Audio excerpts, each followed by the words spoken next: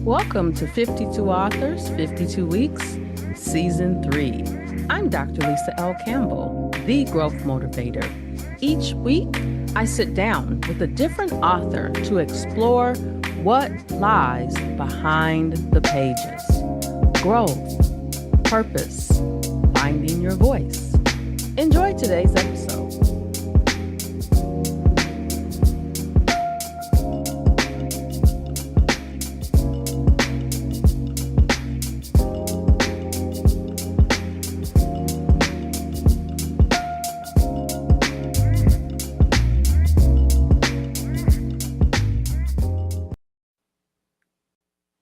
Hello, everyone. Welcome back to another amazing episode of 52 Authors, 52 Weeks. Today, I am joined by Dr. Cornelia Kawann, author of Change Your Energy, Change Your Life. Welcome to the show.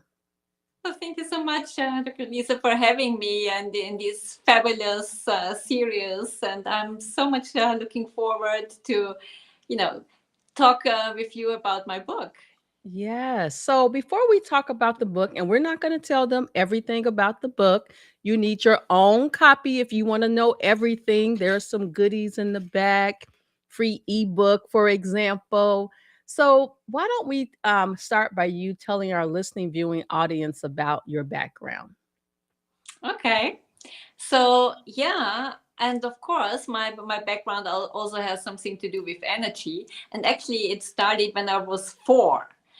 Because I was always so impressed, when my mom plugged in the vacuum cleaner or the mixer, and then all this magic happened. And so I always wanted to know what is behind this plug, right? And or the socket. And and one afternoon, I tried to find out, and I was in the garden and found a long rusty nail, and then I sneaked back into my room, and then pushed it into the socket. And then the next thing I remember, I was lying in the middle of my room. My mom was bending over me, and was completely worried. And luckily, the security was faster than me, but nevertheless, I got hit. And and this kind of really changed my life because I wanted to know, wow, this is so powerful. I definitely want to find out how it gets in there. And that's why I studied electrical engineering. And I can tell you now I do know how the electricity gets into the socket. Oh my gosh. I'm so glad that you mentioned that you have I was like, am I reading this? I have these new glasses that I've had for a year. They're all in one. They're bifocals, they're far away. PhD in electrical engineering. Oh my Yeah, gosh. yes. Th- I was so fascinated that I went all the way. I really wanted to understand how it works. I love it. So, funny thing, my husband and I went to high school together, but we broke up in high school and then reconnected in 2008. And one of the things that he shared with me was that he wanted to go to school for electrical engineering, but his parents here in the US in Chicago didn't make a lot of money, but made too much for him to receive financial aid for Oh, schooling. And so at the time that we reconnected, he was in a program through a local union to become an electrician. So he never became an electrical engineer, but he by trade is an electrician. And probably about, I don't know, 9 years ago, he switched over to project management. And so he works with a lot of engineers, many of whom are men. So I'm excited to see a female electrical engineer. yes, it's a male industry. Yeah, very male dominated. Yeah, Yes. Well, you not made it always through. easy. Yes, yeah. So let's get into the book a little bit. And one of the things about the book is that you don't really encourage us to become a new person. You really are saying to us, we need to understand and work with what we have instead of trying to fix our lives. How did that come to you? I see it, of course, from the energy world. And, in my world, it is that we are born with a specific frequency. This is you. This is your very specific frequency. And it's a beautiful frequency, and everybody has his or her own.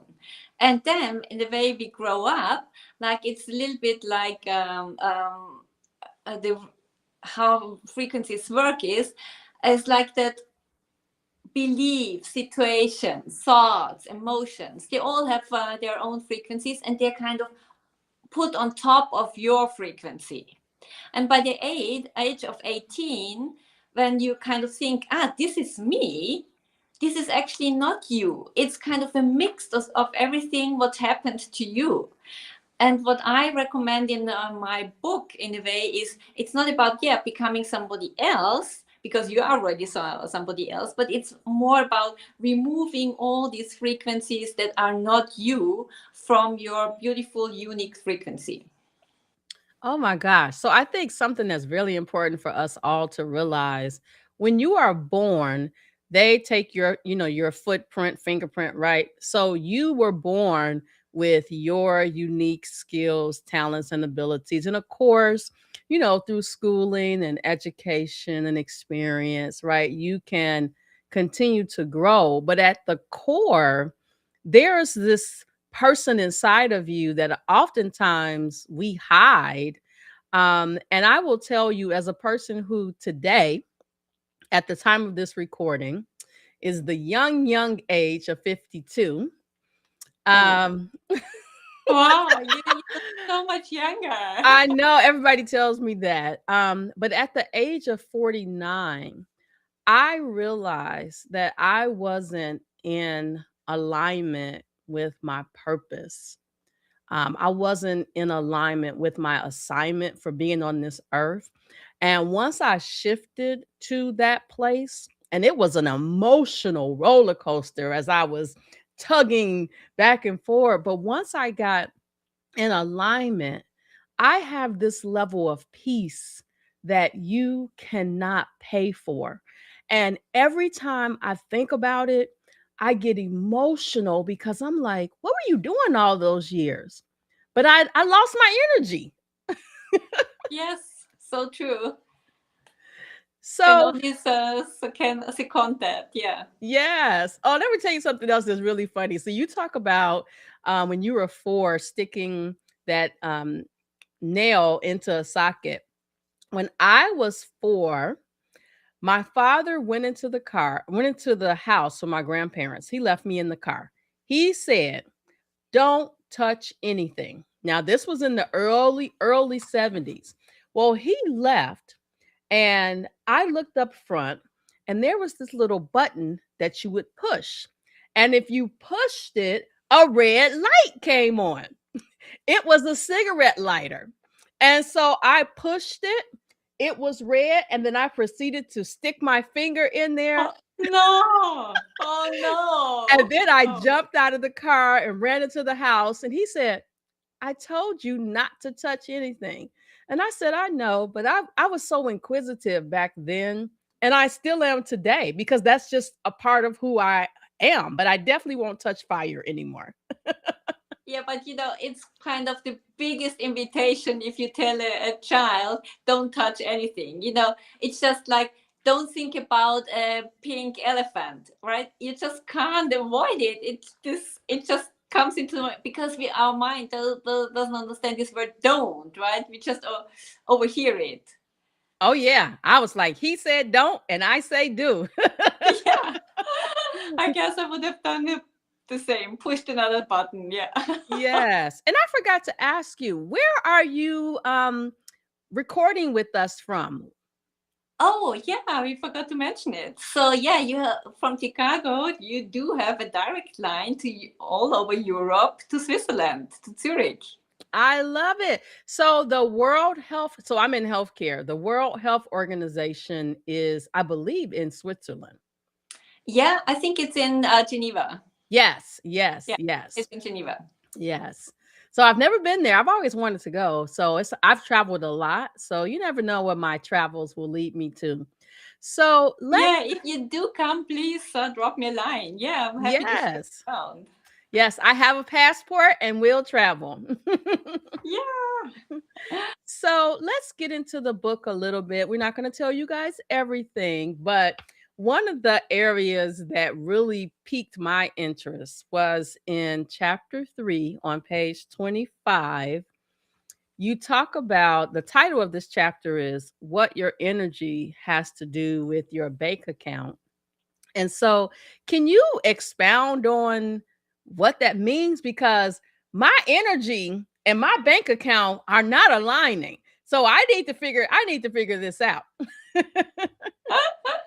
Yeah, there are different alignments, but with this headline, what I mean is, like, according to traditional Chinese medicine, and you're in the health sector, they are saying you're not only born with your very unique frequency, but you're also born with a certain amount of energy. It's your life energy, and so the chi, which in a way, if you really take care of it, it might last 100 or 120 years.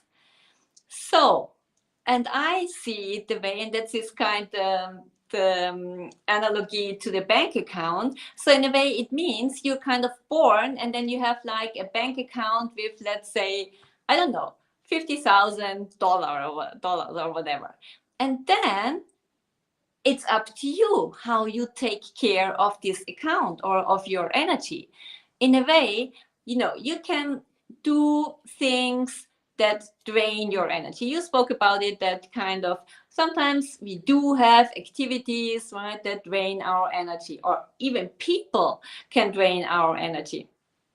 And on the other side, this can be like if you look at a day that can really drain your energy. You go to work, you don't really enjoy that day, there is a difficult meeting, whatever, or difficult customer, you have a quarrel with your coworker, and you miss the bus, whatever. We all know these days, right? They can happen. Then you come home, you put a pizza in the oven, some fast food, and then you sit down on the couch and watch Netflix or be on social media. And do you think that this gives you energy? No. So, but there are these days, sometimes it's okay to drain your energy, and this happens. But it's your responsibility, same as with your bank account, to make sure there's some inflow also in this, that you recharge your energy, that you do things you really enjoy, like that you read books, go to concerts, you dance, listen to music, go into nature, do swimming, that you have something, or you talk to your best friend, something that, or cooking, it depends, but that you have something, or 3 or 4 things where they really, when you're doing that, you're in the flow and you recharge your energy. And what I've learned, most people are not aware what drains their energy and what sustains their energy. And that's what this chapter is about, to kind of trigger it. And of course, I know there are some activities that can drain your energy, you don't like it, but it's like your fixed cost, for your living, for food, whatever. But then it's your responsibility to make sure, same as in real life with your bank account, that you do some work where some money is coming in, and then you also need to put in some energy. And that's what this chapter is about. I love it. So it's basically, you're telling us that we have to be intentional about what is draining our bank account and what's adding to it. And for me, I can tell you what was draining my bank account was my need to always be busy. 3 years ago, I was working a full time job, I was running my business, and I was drained emotionally, financially, spiritually. And once I cut the full time job and cut the desire to be busy all of the time, I can just feel my energy from inside out. And when people see me, I no longer look tired, right? I have a glow about me that A makes me continue to look younger, but also I'm being an example to others of what life could be like if you stop letting things drain you. Wow, that's such a powerful story. And just how did you how did you let go of being busy? So, number one, I came up with this model 3 years ago, which is called, it's part of my coaching model, but it's called Shed the Weight. Achieve personal growth by releasing what no longer serves you. And so before I started coaching others, I had to sit down and really take a step back and say, you know what? There is no way. So my grandfather just died October of 2025. He was 104 years old. Oh, wow. And I was like, I want to be like granddaddy. And I said, you know what? You are not going to make it to that age if you keep burning the candles on all end. I thought, okay, if I continue to work, continue to grow my business, I'll be financially stable, I'll be happy. And I realized I wasn't fully happy and I wasn't financially stable. Yes, I was able to do all the things that I wanted to do, but I still wasn't truly happy. I still wasn't at peace. And peace is something once you get it, you don't want to let go of it. And I'm holding on to mine tight. So beautiful. Thank you. So now we talked about in on page 25 about draining your bank account. For some people, I like to say draining my social battery. But you also, in the book, introduce the idea of these energy vampires. Tell us more about them. Yes, I think I experienced quite some in my life, and that's why I wrote this chapter and also develop this powerful exercise. By the way, there in the book there are 39 powerful energy exercises, and they don't take longer than 3 minutes.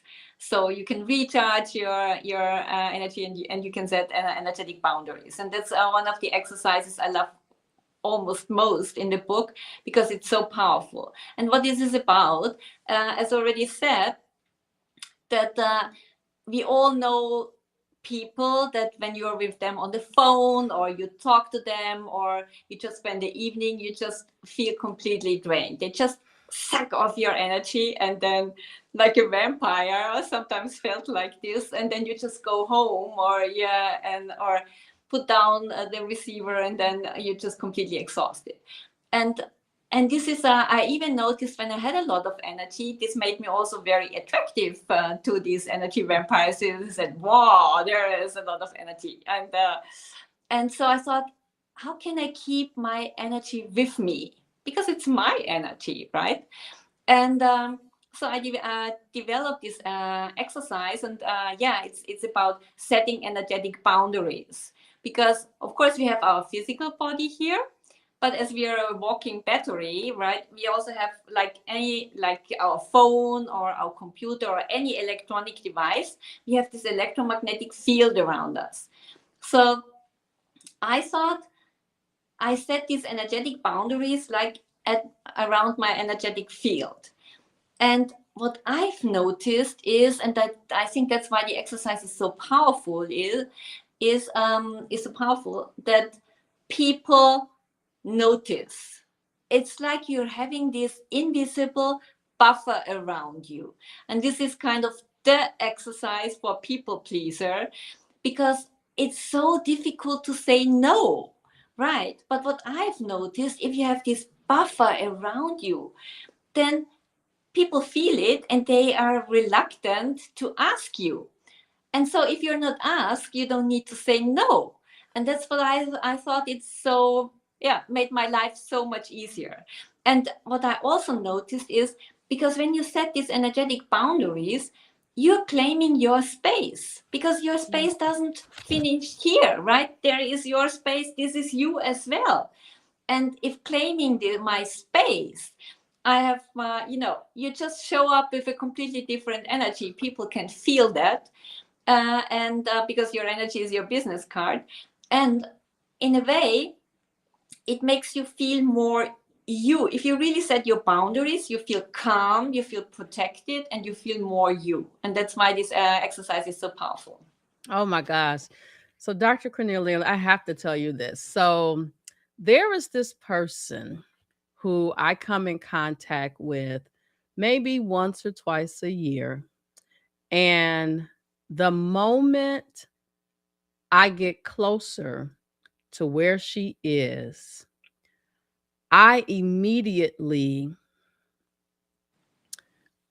my energy shifts because she is a person who drains any environment that she's in. And one of the things I've been thinking about is, do I A, remove myself from that setting with her? The other people in the setting are fine. It's just her, her whole, her, her, her energy perfume just literally and I realized this when I was looking through your book. I realized every time I see her, before I get within 5 feet of her, ooh, I have to prepare myself to Oh, to wow. deal with her. Like the bubbly person that you see that I am, when I come across her, I kind of just shut down, partially because I'm trying to see which version of her is going to show up. But also I'm trying to protect my own energy, but it's difficult cuz her energy perfume is off. Yeah, but I think the easiest way is definitely, and this is also kind of a development on the journey with this book, that you really figure out who and what is good for you and gives you energy, and who and what isn't. And of course, some people you can't, they stay in your life, then you have to deal with it and find your way around it. But with some, if you have, yeah, if you can take distance, I would do so. Yeah, and it's hard because then, the others, like how am I going? I mean, I guess I could see them separately, but I definitely think for me distance is critical cuz it just and I'm like, I know inside there's a really nice person there, but the person who shows up is really not nice. It's like Mhm. I don't know if you ever heard of Dr. Jekyll and Mr. Hyde, like it's two different personalities in one. Yeah, So, yes, it's so difficult, so difficult. yeah. But I think maybe you can try the exercise and really make it very, very strong, and then check it out, and yeah, maybe then it's okay. Maybe she doesn't even Yes. come close to you, right? Yes. So we got about 7 minutes left. I have one more question to ask you. So for the reader who wants to stop waiting for the right time to change their energy, what is one energy exercise or practice that you recommend that they can do now that can have an impact in how they show up in their lives?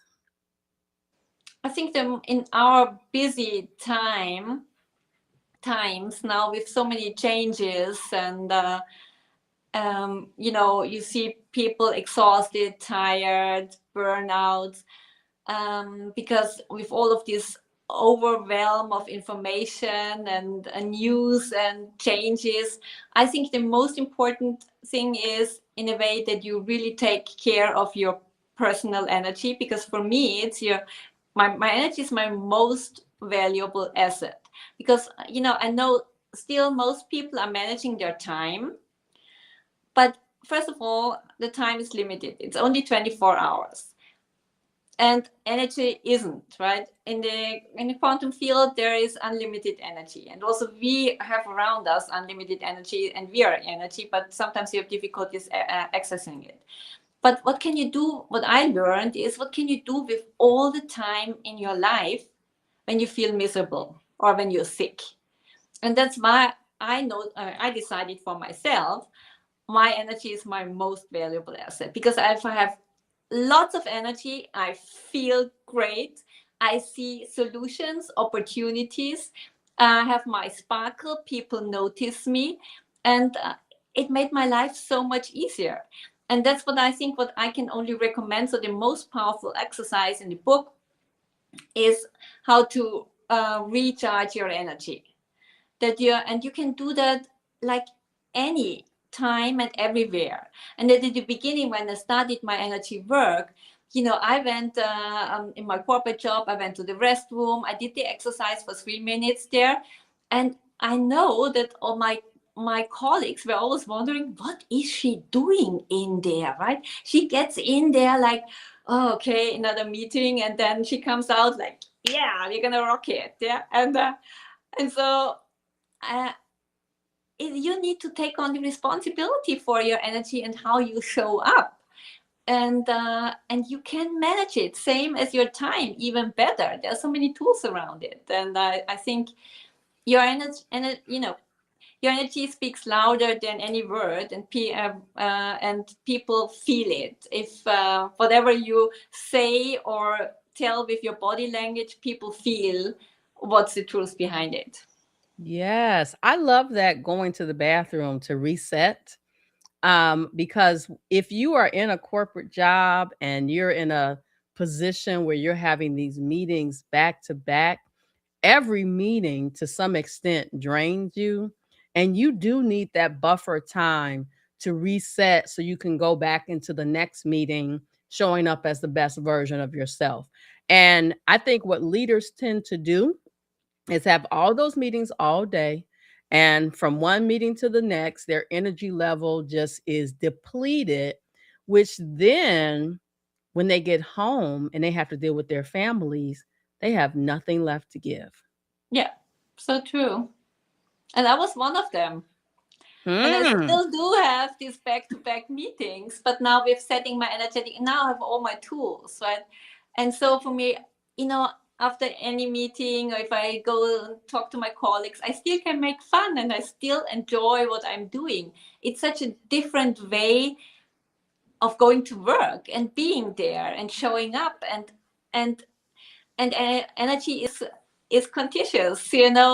My team, they feel it, and so it's fun for them as well. And I think for me, it's also that's maybe then my next book. It's about energetic leadership, that you really can lead with your energy and how you show up.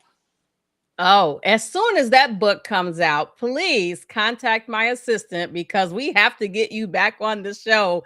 Oh, I thank think you. women in leadership are struggling today.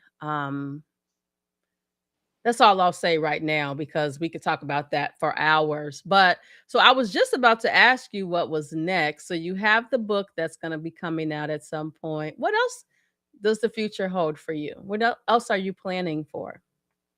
Oh, actually, I just had another launch from, but it's not, let's say, a real book, because I figured out, I noticed that the energies are changing, right? And I noticed that people are still, you mentioned it as well, we're always looking for money. And of course, I completely understand money is so important to really kind of, it gives us safety to have enough, and then from there on, you can develop. But I noticed, if you have more money, it doesn't necessarily make you feel happy, right? So because most of the time it's not the money, it's things behind. We want to be loved, we want to be seen, we want to be appreciated, we want to enjoy what we are doing. So there are so many other things that are really important, and that's why I'm developed a journal, a 52 weeks journal. So a page for each day of the year, and it's the abundance journal, because until now, abundance was about materials, money, status, education, power. And I think this new abundance is so much more. It's about you, how your joy, your love, your relationships, and this journal brings you closer to your personal abundance. Oh my gosh, I love that. So before we run out of time, please tell our listening viewing audience where they can find you. Okay. Yeah, of course, my book you can find on Amazon, Barnes and Noble, and change your energy, change your life. The energy of it is all over the place. And yeah, you can connect with me on LinkedIn, Instagram, and also my homepage. It's corneliakawann.com, one word. And there I also have like maybe an interesting offer for you and your audience. And you can book half an hour complimentary personal energy strategy session. And now you might think, yeah, so what?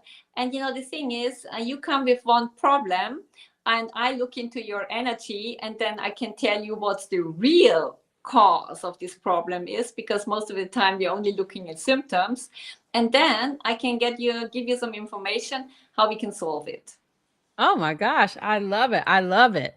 So, listen, everyone, I want to thank Dr. Cornelia Kawann, author of Change Your Energy, Change Your Life, for joining me today for 52 Authors, 52 Weeks. I wish you the best of luck. I know we're going to be hearing from you when the new book drops, because we definitely need to talk about that topic.